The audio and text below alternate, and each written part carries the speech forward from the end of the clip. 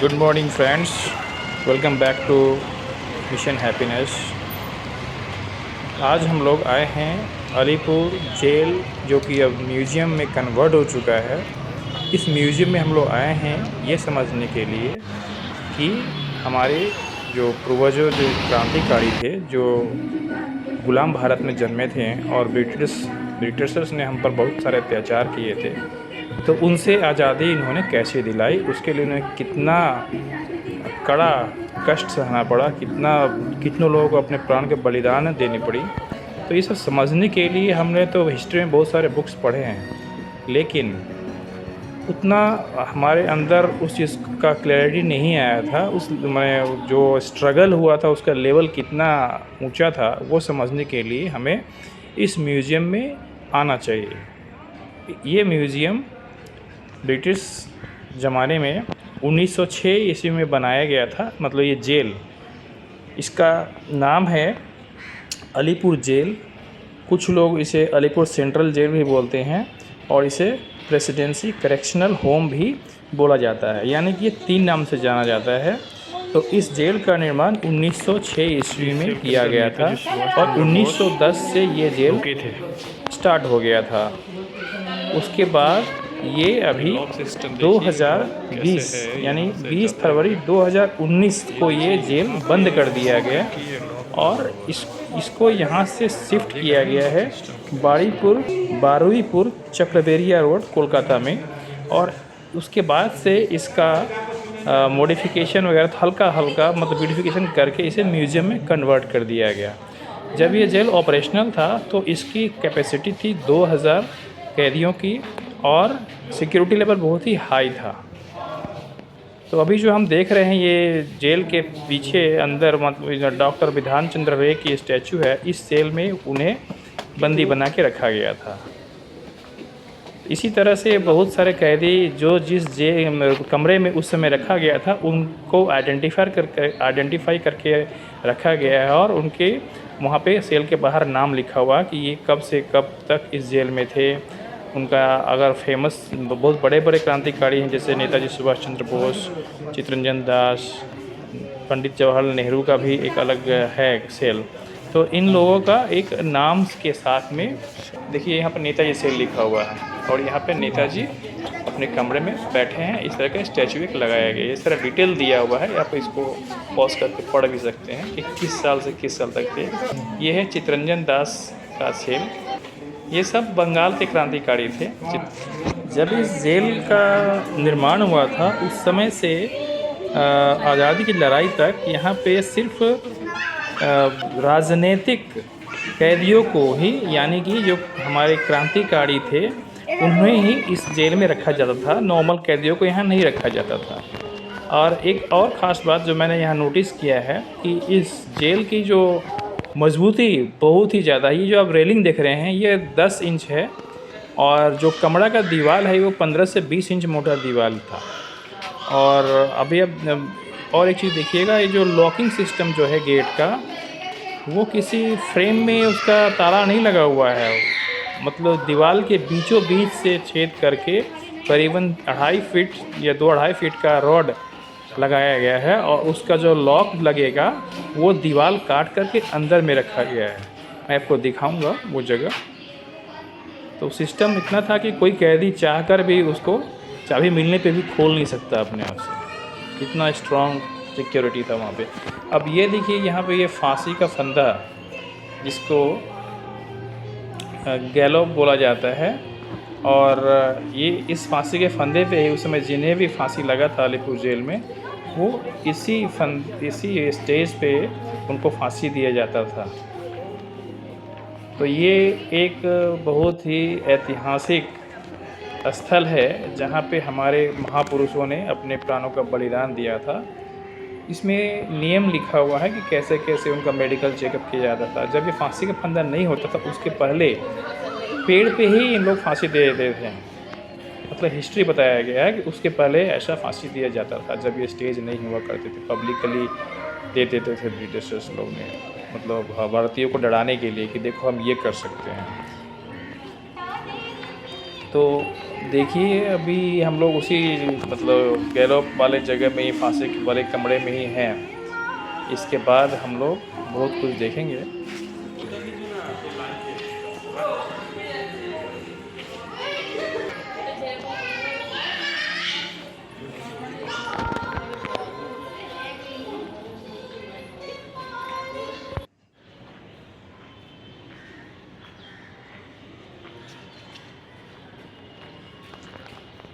यहाँ की प्राकृतिक सुंदरता देखिए। आज हम यहाँ म्यूज़ियम में जा कर के, इस जेल वाले म्यूज़ियम में जा कर के आकाश की सुंदरता को देख पा रहे हैं, परंतु उनका क्या हाल रहा होगा जो बंद कमरे में, कोठरी में, काली कोठरी में सज़ा काट रहे थे देश को आज़ाद दिलाने के लिए। वो ये सब चीज़ नहीं महसूस कर पाए होंगे उस समय में, इस जेल में रहते हुए। ये इंदिरा जी का एक स्टैचू लगा हुआ है यहाँ पे। नेहरू सेल बोल के एक कैंपस है, इसमें बना हुआ है जेल में। ये रहे नेहरू जी का, देखिए राजशाही पहनावा है इनका, जूता एकदम चमचम कर रहा है पोज देते हुए। हमारे भारत के प्रथम प्रधानमंत्री हुए थे। तो मेरा मानना यही है कि आज़ादी का लड़ाई तो कई सालों से चल रहा था। मोटा मोटी मान ले तो 1857 से शुरू हुआ था और ये जा करके 1940-45 तक बहुत ज़ोर शोर से चला था, जिसमें क्रांतिकारी मतलब गर्मपंथी के लोग ज़्यादा एक्टिव थे। फिर उसके बाद गांधी जी और नेहरू जी आ गए, अहिंसा और ये सब करके। तो उस समय तक ब्रिटिशर्स भी डर गए थे आज़ाद हिंद फौज से, जो कि जिसका गठन नेताजी ने किया था। और इस डर से वो भारत छोड़कर चले गए, लेकिन भारत के 2 टुकड़े करके गए। तो सिर्फ गांधी जी के चरखे से आज़ादी मिली, ये मेरा मानना नहीं है। इसमें बहुत ज़्यादा योगदान, मतलब सबसे ज़्यादा योगदान इन क्रांतिकारियों के ही गतिविधियों की वजह से देश को आज़ादी मिली थी। मेरा ये मानना है। आपका क्या मानना है वो आपको बताइएगा कमेंट्स करके।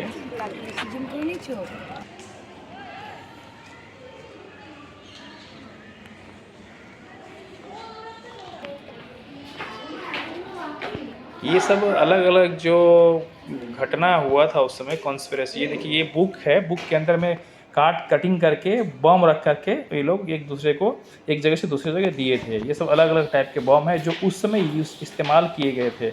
ये सब 1920, 25, 30 के पीरियड का समय का सब है। जितने भी कांड हुए थे उसमें क्या क्या हथियार इस्तेमाल किए गए थे, उस सब का एक म्यूज़ियम में रखा गया है। बहुत सुंदरता से रखा गया है, ग्लास के अंदर है, कोई इसे टच नहीं कर सकता। और ये सब उनका स्टोरी लिखा हुआ है कि इसमें कौन कौन इन्वॉल्व थे, कब हुआ था, क्यों, कैसे किया, इसको अंजाम दिया गया था। ये सब चीज़ें पूरा डिटेल में दिया हुआ है। अब इस वीडियो के माध्यम से इतना डिटेल नहीं बता सकते, लेकिन अगर आपके घर में कोई बच्चा 7वीं 8वीं में पढ़ता है या 9वीं में पढ़ता है तो उसका सिलेबस में तो है ही, प्लस यहाँ आने से उनको क्लियर समझ में आ जाएगा कि देश को आज़ादी कैसे मिली, कई लोगों ने बलिदान दिया है। और ये आज़ादी पाना हमारे लिए तो कुछ भी महत्व उतना पता नहीं चलता, क्योंकि हम आज़ाद भारत में पैदा हुए थे, हम ऐसा ही देखते हुए आ रहे हैं। लेकिन जिन्होंने गुलामी झेला और आज़ादी पाने के लिए जो अपना जीवन का बलिदान दिया, उन्हें ज़्यादा आज़ादी का महत्व समझ में आता है। इसलिए हम अपने आज़ादी को ना खोएं, इसके लिए भी अपने देश के प्रति मतलब देशभक्त बने रहना चाहिए। देश हमारा है, देश कैसे आज़ाद बना रहेगा, देश कैसे तरक्की करेगा, इस पर हम सभी भारतीयों को सोचना चाहिए और उसके लिए काम करते रहना चाहिए। सिर्फ अपने फ़ायदे के लिए, पॉलिटिकल बेनिफिट के लिए कुछ भी कर देना, करवा देना, दंगल करवा देना, ये सब सही नहीं है। ये सब वही हथियार है जो उस समय इस्तेमाल किए गए थे क्रांतिकारियों द्वारा, और ये म्यूज़ियम में रखे गए हैं। बहुत ही अच्छा म्यूज़ियम बनाया गया है। इसमें 80-90% तो पूरा एक्चुअल ही वही जगह है। वहाँ पे कौन से कैदी रुके थे, वहाँ पे क्या रहन सहन था, किस तरह से टॉर्चर किया जाता था, ये सब चीज़ में बताया गया है। कौन कौन से किस तरह के गोली बंदूक बम का इस्तेमाल किया जाता था, ये सब यहाँ पे रखा गया है। और जो 10% जो एरिया है उसमें एक अलग कमरे में, एसी कमरे में 3-4 तरह के म्यूज़ियम में मैंने ये बनाया गया, झांकी बनाया गया कि कौन से, जैसे कि नेताजी बोस हुए, ईश्वरचंद्र विद्यासागर हुए और राजा राम मोहन राय हुए, जो समाज सुधारक भी थे, समाज को एक मैसेज देते थे, देश को इसमें जागरूक बनाए हुए थे। तो इन लोगों का कंट्रीब्यूशन भी उसमें दिखाया गया है। ये अभी तक एक्टिविटी वाला एरिया ही है। आर्म्स जो इस्तेमाल किए गए थे वही सब है, और मैंने डिटेल पूरा रिकॉर्ड कर लिया है कि अगर आप जूम मैंने पॉज करके देखेंगे कुछ समझ में आएगा। तो आप इस म्यूज़ियम में पहुंचेंगे कैसे? तो मैं हावड़ा से हूँ, लीलवाड़ा से हूँ। तो मैं पहले हावड़ा स्टेशन गया, और संडे का दिन था, इसलिए हावड़ा से इस म्यूज़ियम तक का एक ही डायरेक्ट बस है, वो है 17 नंबर। वो उस दिन नहीं चल रहा था, तो मैं ब्रेक जर्नी करके गया। यहाँ से चिड़ियाखाना गया, और चिड़ियाखाना से एक और टोटो या बस पकड़ के आप वहाँ जा सकते हैं। किसी को भी बताएंगे मेरे को अलीपुर म्यूज़ियम जाना है, तो वो ले जाएंगे। मतलब चिड़ियाखाना से जो हाजरा मोड़ तक जो रास्ता जाता है उसी रास्ते में। ये देखिए 16 बोर्ड का वो जो था अपना, ये अपना पिस्टल था। कोई 16 है, कोई 8 है, कोई 4 है, इस तरह से यहाँ पे पिक्चर है, पिक्चर में दिखाया गया है। ऐसे ऐसे हथियार यूज़ किए जाते थे, जिनकी फिनिशिंग तो बहुत अच्छी नहीं लगती, बट ये सब इस तरह से यूज़ किए जाते थे। सब लिस्ट है क्या क्या 21 तरह के यहाँ पे है ग्रिप, मतलब पार्ट्स ऑफ द पिस्टल, वो सब इसमें है। ये एक बहुत बड़ा बम का शेप का रखा हुआ है बीच में ही।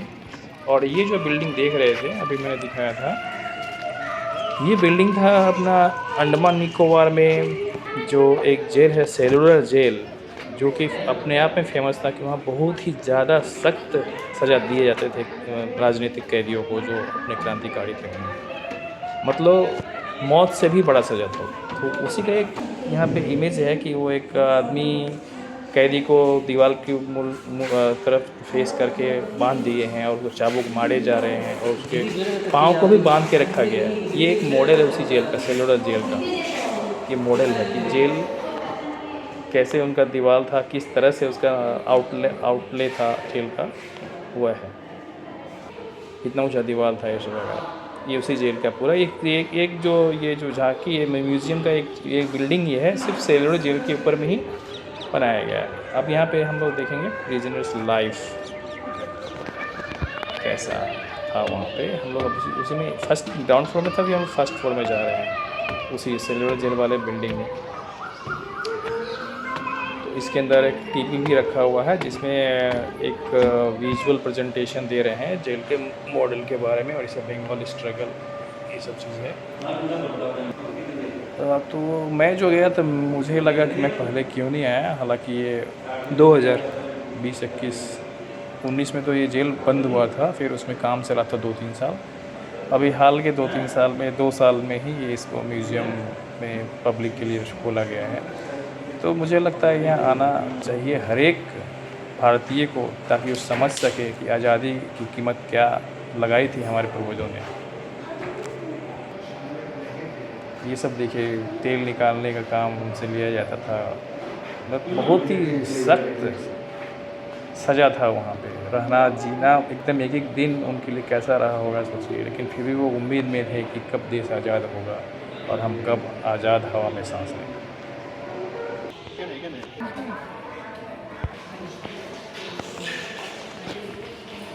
ये एक दूसरा बिल्डिंग है, इसमें भी प्रिजनर्स लाइफ, मतलब कैसे वो उनका हॉल था। एक जेल के अंदर जेल है, और हम लोग अब दूसरे सेक्शन में जा रहे हैं। ये देखिए चाबुक मारते हुए एक सिपाही, और यहाँ पे बार बार जो है उनके बाल बनाते हुए, और सामने एक ऑफिसर खड़ा है कि भाई जल्दी करो। मतलब वहाँ से भाग भी नहीं सकता कोई, हर एक गतिविधि पर नज़र रखी जाती थी। और ये एक और भी यहाँ पे सब स्टैचू के फॉर्म में कैदी की एक्टिविटी को दिखाया गया। कोई नहा रहा है, कोई कपड़ा धो रहा है, कोई सो रहा है, कोई खाना बना रहा है, कोई गुंडा है तो उसको दूसरे को दबा के रखा हुआ है और अपना सेवा करवा रहा है। जिस तरह फिल्मों में हम लोग देखते हैं ना, कोई बहुत बड़ा जेल में गुंडा है, उसके 4-5 चमचे हैं। तो ये पोज भी इसमें है, आपको देखने को मिलेगा। ये देखिए, कोई दुखी है तो उसको सपोर्ट दे रहा है उसका पार्टनर, कोई लेटा हुआ है, कोई बीमार है। ये मेरे को लगता है ये उन जो लीडर थे, राजनीतिक लीडर क्रांतिकारी, उनका नहीं है, छोटे छोटे जो क्रांतिकारी जिनके सपोर्ट में थे, उन सबको यहाँ पे रखा जाता था ग्रुप में। कल्लू पहलवान। ये देखिए मस्तान वाला जो मैं बताया था गुंडा, एक हाथ दबा रहा है, एक पाँव दबा रहा है। देखिए मैं तो मेहनत कर रहा हूँ, अपना वीडियो आपके लिए ला रहा हूँ, नए-नए चीज़ मुझे लगता है।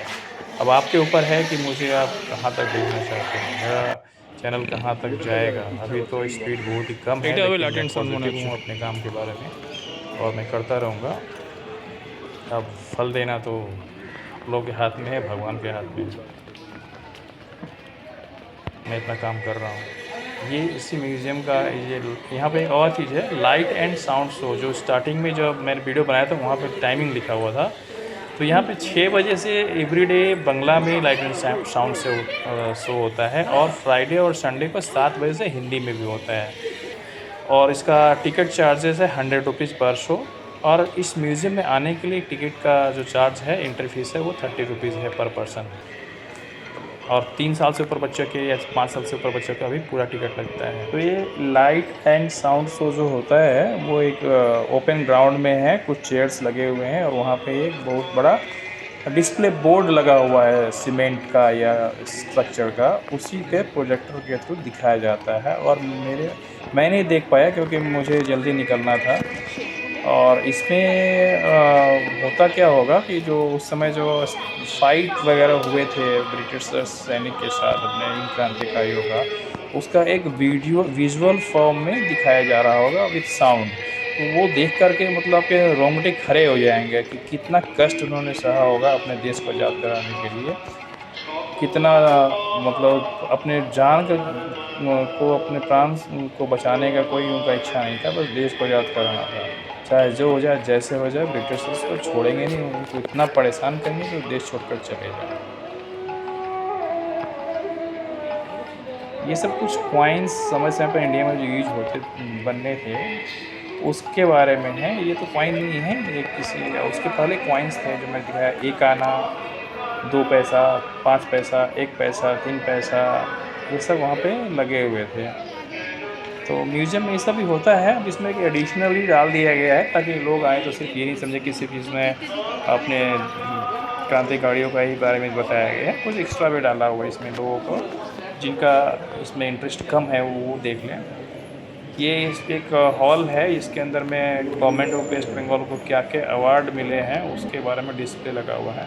अभी हम लोग आ गए हैं दूसरे सेक्शन में, यहाँ पे ये देखिए इतना बड़ा पिस्तौल, और मैं कोशिश कर रहा था उसके साथ खड़ा होने के लिए लेकिन नहीं हो पाया। बहुत ही बड़ा पिस्तौल है और ये इसको इंस्टॉल किया गया है ग्रेनाइट के बेस के ऊपर में। और हम लोग अभी ऊपर में फर्स्ट फ्लोर में चले गए हैं। यहाँ पे 3-4 कमरे हैं बड़े-बड़े, उसमें अलग-अलग लीडर के और उसमें उनकी जो एक्टिविटी गतिविधियाँ थी उनके बारे में बताया गया। ये देखिए विवेकानंद जी हैं, ये भी बंगाल के कोई हैं, नाम मैं नहीं जानता उनका। ये जो लड़ाई हो रहा है देखिए, ब्रिटिश सैनिक घोड़े से गिर पड़े हैं। ये इस तरह से आदिवासी लोग भी बहुत सारा अंग्रेज़ के नाक में दम कर दिए थे। तो ये जेल जो है ये अपना चिड़ियाखाना से हाजरा मोड़ जो जाते हैं उस रास्ते के बीच में है। तो आप लोग अगर हाजरा होते हुए आना चाहते हैं तो उधर से आ जाइए, 10 रुपये वहाँ से टेम्पू वाला लेता है, यहाँ तक पहुँचा देता है। तो आप देख रहे हैं मैं आज अलीपुर जेल जो म्यूज़ियम बन चुका है उसमें आया था। और अभी तक जो मैंने हिस्ट्री में पढ़ा था, क्रांतिकारियों ने कैसे देश को आज़ादी दिलाने के लिए अपने प्राण का बलिदान दिया और कितना संघर्ष उन्होंने किया होगा, उसका उतना मुझे एहसास नहीं हुआ था जितना कि आज इस जेल के म्यूज़ियम में आकर हुआ। इतना पीड़ा, इतना कष्ट उन्होंने सहा है। और जो लोग कहते हैं कि देश को आज़ादी चरखे से मिली, वो बिल्कुल ही गलत है। कोई चरखे से नहीं भागता है। जब तक कोई आप अपने अत्याचार का विरोध नहीं करेंगे, जब उससे नहीं लड़ेंगे तो वो आपके पास से भागेगा नहीं, आपको और दबाएगा। तो मेरा ये पॉलिसी है कि देश को जो आज़ादी मिली है वो गर्मपंथी यानी कि क्रांतिकारियों के एक्टिविटीज़ के वजह से मिली है। इसमें बंगाल का बहुत बड़ा योगदान है। और इस जेल में सभी तरह के क्रांतिकारी रुके थे उस समय में, जो भी क्रांतिकारी थे। और जेल में क्या रहन सहन था, किस तरह से उन पर अत्याचार किया जाता था। यहाँ पर एक अपना अंडमान में जो सेलुलर जेल है उसका भी एक झांकी बनाया गया है। वहाँ पे और भी बहुत ही कड़ा सज़ा दिया जाता था जेल में। तो जो लोग कहते हैं कि हमें गांधी जी ने चरखा दिलाया, उनका सोचना गलत है या सही, उन्हें तभी पता चलेगा जब वो यहाँ आकर के इस म्यूज़ियम में देख पाएंगे कितना कष्ट उन्होंने सहा होगा, कितनों ने तो अपने प्राणों का बलिदान दे दिया, कितनों के फांसी हो गई। तो उन्होंने सिर्फ यही सपना देखा था कि किसी तरह से हम इस अत्याचारी अंग्रेज़ ब्रिटिशर्स को इंडिया से भगाएं, ताकि हमारा देश आज़ाद हो और हमारे आने वाले पीढ़ी इस आज़ादी के खुले सांस में जी सके। तो ये मेरा पर्सनल ओपिनियन था। अगर आप लोग मेरे ओपिनियन से एग्री नहीं करते हैं तो कोई बात नहीं, ये डेमोक्रेसी है, सब लोग अपना अपना मत रख सकते हैं। और वीडियो देखते रहिए। अब तो कंप्लीट हो गया है, थोड़ा सा ही बचा है। और जो मैंने देखा था इसका मजबूती, जेल का जो दीवार है उसमें लॉकिंग सिस्टम है, वो मैंने आपको भी दिखा दी है। देखिए चरखे भी चल रहे हैं लास्ट में, और इससे जो धागे बनते हैं उस धागे से आगे जा कर के कपड़ा बनता है, वो मशीन भी लगा हुआ है। ये कुछ समझाते हुए ब्रिटिशर्स जो है, मतलब समझाता है कि वो तो ऑर्डर देते थे सीधा एकदम, करो, डरा के रखते थे सब, अपने पाँव की जूती समझते थे इंडियंस को उस समय। अभी आप देख रहे हैं मैं म्यूज़ियम से बाहर निकल गया हूँ और यहाँ पे दो पक्षियों का लड़ाई दिखाते हुए एक छोटा सा लाइटिंग है। और मेरे सामने ही अलीपुर जेल जो है, जेल म्यूज़ियम, ये देखिए लाइटिंग रात में कितना अच्छा लग रहा है। मैं उसमें शाम को आया था लगभग 3:45 बजे, और भी देखिए कैसे लग रहा है नज़ारा। देखिए आप, मैं पार्किंग एरिया में खड़ा हूँ। ये अलीपुर जेल म्यूज़ियम जो कन्वर्ट हुआ है उसका ये बाहर से मेन गेट का व्यू है, और ये साइड का वॉल्स है जिसमें कि आप देख रहे हैं लाइटिंग से बहुत सुंदर नज़र आ रहा है शाम के टाइम का। ये पेड़ पे भी लाइटिंग लगा हुआ है। उधर मैंने आपको जो दिखाया था दो मुर्गा की लड़ाई करते हुए इमेज, ये पार्किंग एरिया, और ये मेन रोड है। यहाँ से बस आप देख पा रहे हैं राजा बाज़ार बेहला का बस लगा हुआ है, और ये एग्ज़िट और एंट्री गेट है। मैं